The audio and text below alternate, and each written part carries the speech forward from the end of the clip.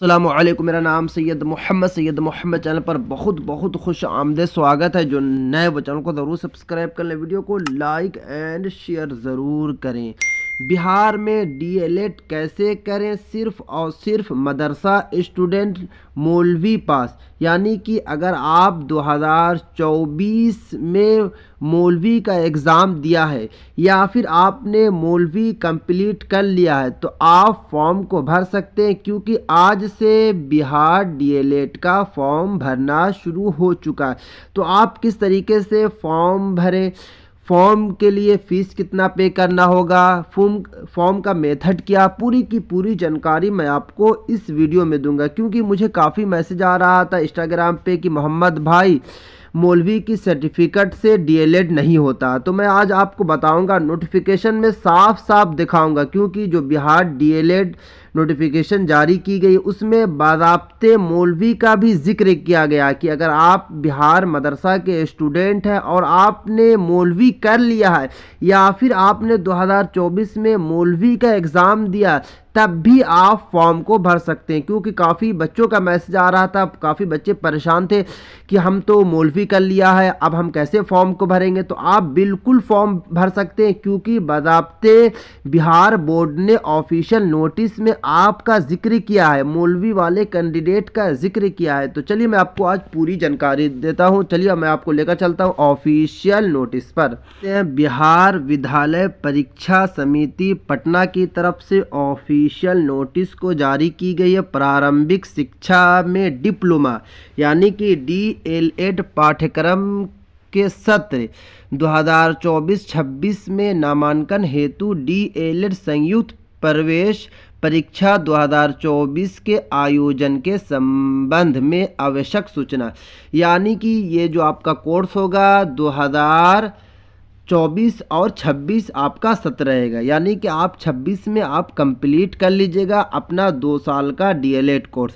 अब यहाँ पे आप देख सकते हैं फॉर्म जो भरना शुरू हो जाएगा। यहाँ पे आप देख सकते हैं दिनांक 2 तारीख 2रा महीना 2024, यानी कि आज से फॉर्म भरना शुरू हो चुका है।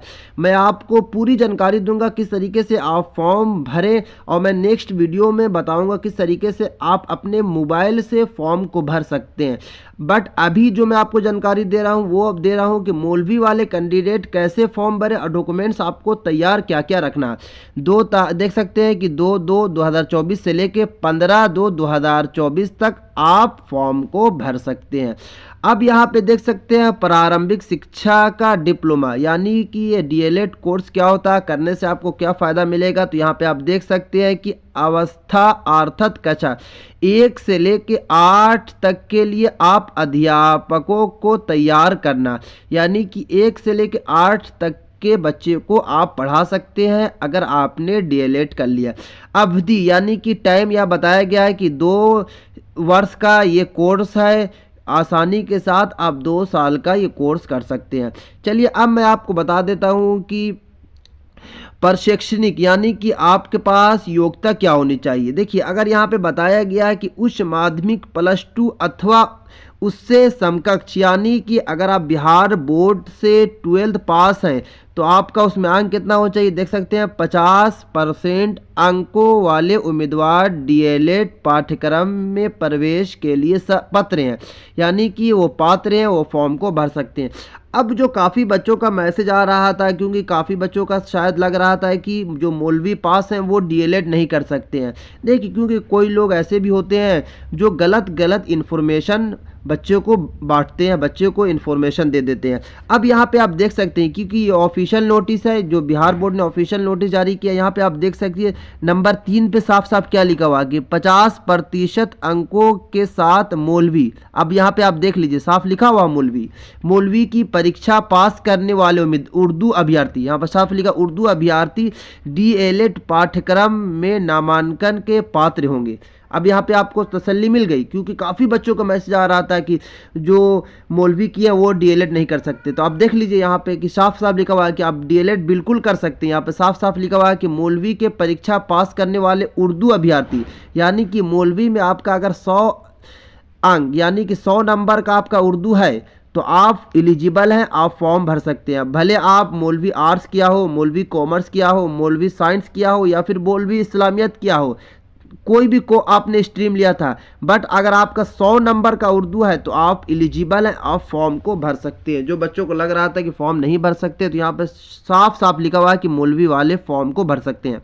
और मैं आपको बताऊंगा कि इसमें क्या क्या एलिजिबिलिटी और भी क्या क्या लिखी हुई है। और आपको याद रखना है कि आपका 50% अंक होना चाहिए, याद रखना, यानी कि आपका 50% है तभी आप फॉर्म को भर सकते हैं। और आपका उर्दू 10th में भी होना चाहिए, 50% होना चाहिए, और 12th दोनों में 50-50% होना चाहिए। अगर उससे कम है तो आप एलिजिबल नहीं है, आप डीएलएड का फॉर्म को नहीं भर सकते हैं।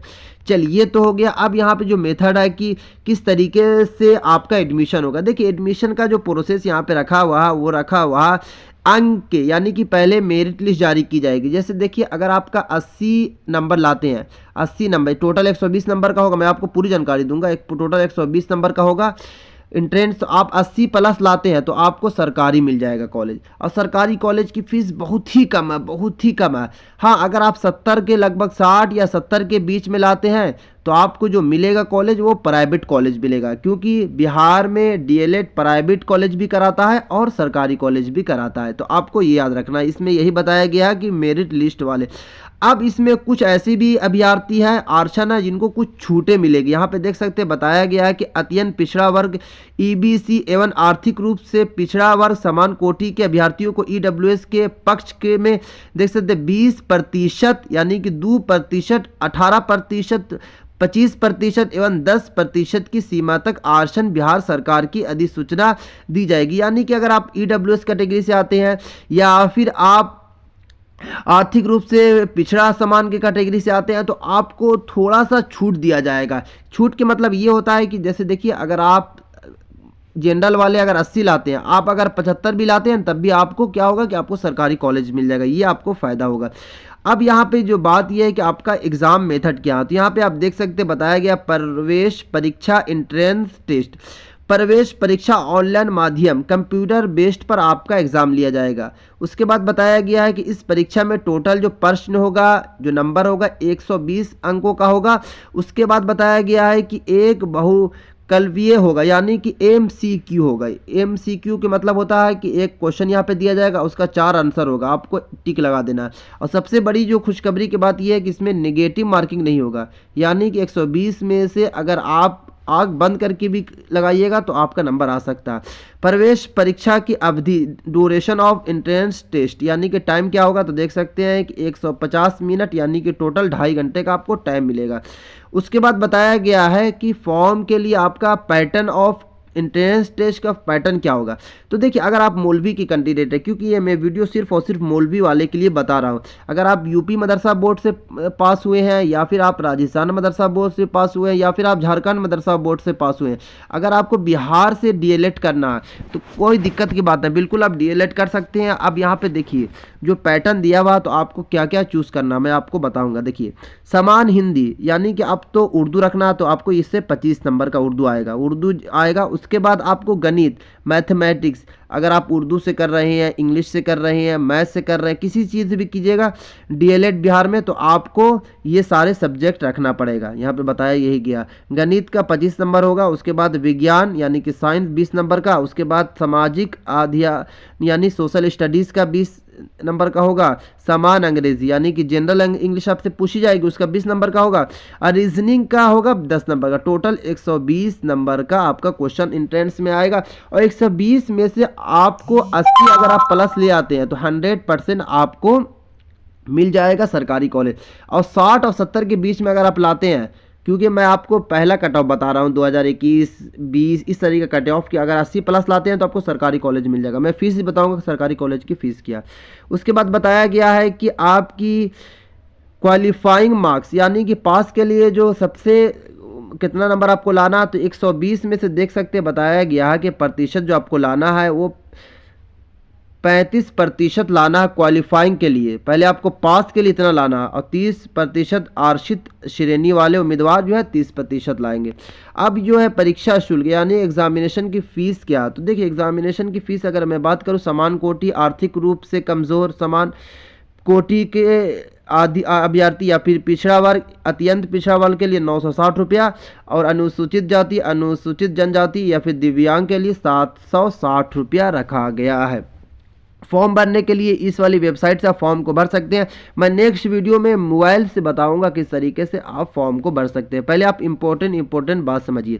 यहाँ पे आप देख सकते हैं 2/2/2024 से फॉर्म भरा जा रहा है, यानी कि आज से फॉर्म भरा जा रहा है। 15/2/2024 तक फॉर्म का लास्ट डेट होगा। और मैं आपको बता देता हूँ कि बिहार DLED में फॉर्म वगैरह आगे बढ़ता नहीं है, एक्सटेंड नहीं होता है। जो बहुत सारे के माइंड में ये बैठा रहता है कि 15 की जगह पे 20 हो जाएगा, इस तरीके का नहीं होता है। बिहार में DLED हो या फिर BED जो कराता है, जो डेट निकल गया वो फिक्स डेट रहता है, वही डेट तक के बाद समाप्त हो जाएगा, फिर आपको कोई चांसेस नहीं मिलेगा।